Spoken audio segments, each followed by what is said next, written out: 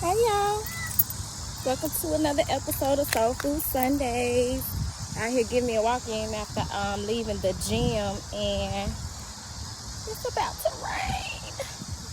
So I'm gonna get what I can in while I can, but a particular subject has been on my mind a lot, and I've been seeing a lot of synchronicity in relation to it. So opposed to pulling cards this Sunday, I'm going to talk about a particular card. And if you have any comments or questions or any of that, you can feel free to leave a comment down in the comment section. But the Lover's card, if any of you are familiar with the tarot, the Lover's card is one of the major arcana cards. Major arcana cards are those cards that speak to major life lessons, occurrences, those major energies in your life. The minor arcana cards will be like your everyday occurrences that contribute to the major. So the Lover's card, and I'm going to include it as that image as the thumbnail for this video so that you all are able to see it if you have not already. But there's a man and a woman nude. The story goes that they are possibly in the Garden of Eden, and there's some argument that the angel that is above them is Archangel Gabriel, which is the messenger that announced the conception of Jesus and spoke to Muhammad at the top of the mountain, the Prophet Muhammad. And then some say, from our research, that it's Archangel Raphael, who I'm not entirely familiar with, so y'all look that up. But I know for sure that Archangel Gabriel is a messenger and an energy that we can work with to help us with bringing forth messages. So like if you are a singer, a writer, a communicator of any kind, you're trying to bring forth some communication, you a poet, you an author or whatever, it's good to tap into that energy and work with Archangel Gabriel, a preacher, a teacher, whatever. So you got the image of the Archangel at the top of the card. You have the male energy and the female energy, and they are nude, representing being their truest authentic self. And on the card, you have the woman who is focused on Archangel Gabriel and the man who is focused on this naked woman. There's so much to be said about the image, and it really speaks to the message that came forth in the latest episode of Co-Creating. If you haven't checked that out, I'll put a little card in the corner of the screen so that you're able to easily locate that too, but it'll also be in the Co-Creating playlist. I forgot what day this week I released that video, but it speaks to divine integration, toxic masculine and feminine energy, and divine masculine and feminine energy, and the importance of us having balance of our divine masculine and feminine energy. So with the image of the Lover's card, it really speaks to how the woman in her intuitive nature is naturally the more spiritual being if she taps into that, if she taps into her divine feminine energy and can overcome those toxic traits. She's focused on higher things, higher perspectives, the messages that come to her from God, being a conduit of God's light. And the man in his divine masculine energy is looking to the woman who passes on from her intuitive nature the messages. Now, that's not to say that a man couldn't be intuitive, because men absolutely have intuition. We're quick to talk about a woman's intuition, but men have intuition too. But only a man who is tapped into and has balanced masculine and feminine energy can effectively do that. That's why it's important that you have that balance.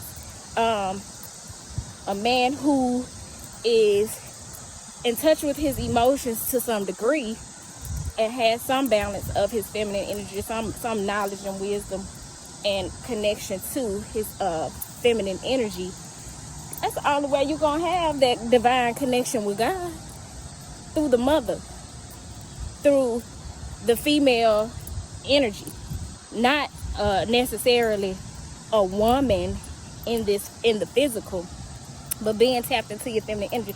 Although in the physical we tend to find the happiest, most successful men, because success and happiness are not always synonymous. Some men are successful at whatever goal they set, but they ain't happy.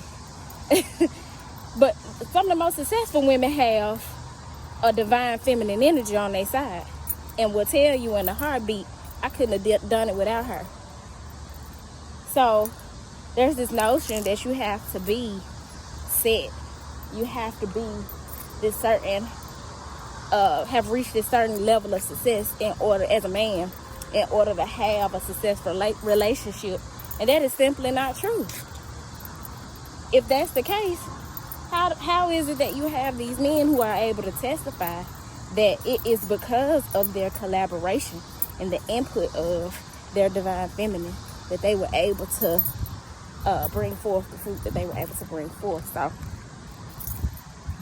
that's just something for us all to think about. And in that same way, as feminines, we have to tap into our divine masculine energy to be in order to bring forth success as well, because that's that action and that logic that we put into what it is that we do.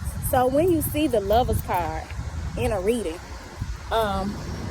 it speaks to love relationships. It could speak to the integration of masculine and feminine energy, and it traditionally speaks to vice or virtue, a choice needing to be made. Are you going to choose your vice, or are you going to choose virtue? And I think a lot of times we look at vices as our addictions, things like tangible things. But a lot of times our vices could be our negative thinking. Our vices could be our low self-esteem, our negative self-talk, our unworthiness, our sense of unworthiness, even though we all are. Our vices could be our crutches, whatever we lean on instead of challenging ourselves to stand on our own 2 feet, whether it be in our emotional situations, our physical, our financial situations. All of that can be a crutch. Our ego can be a vice. Wherever there is not balance, i.e. using something as a crutch so that you can achieve some false sense of balance. But if you can stand on your own too, as a whole individual, that's virtue. And hell, even independence can be a vice, because you can be too damn independent, and then that independence be your crutch. Because at the end of the day, we were created to co-create and coexist with one another.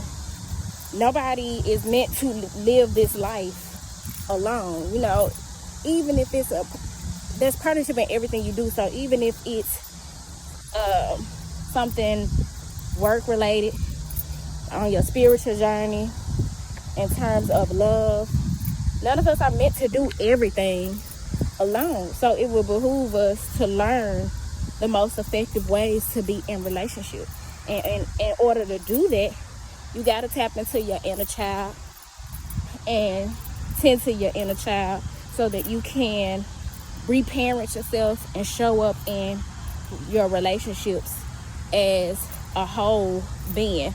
Because 2 halves in a relationship do not make a whole.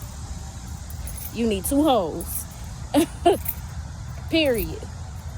You need 2 wholes to be that power couple, or that power partnership in business, or that power partnership in ministry, service, whatever it is. You need 2 wholes, not 2 halves. So You can't be a part of any power, anything, if you have not tapped into your own power. And that's just real. But I don't not, nobody who has not, because we all are on a journey. Everybody has their own pace, their own wishes and desires. And some people, in their heart of hearts, they don't want power. They don't want to live up to their fullest potential. They good with where they are. And if that's the case, they're choosing their vice over virtue. But when you choose virtue, you choose what God has for you. You choose to let God lead you. You choose to do things in a way that allow you to hear the voice of God, to embody God's energy, to be an example of what God's love looks like in this world. And so I just really want to encourage you all to consider the energy of the Lover's card in the tarot.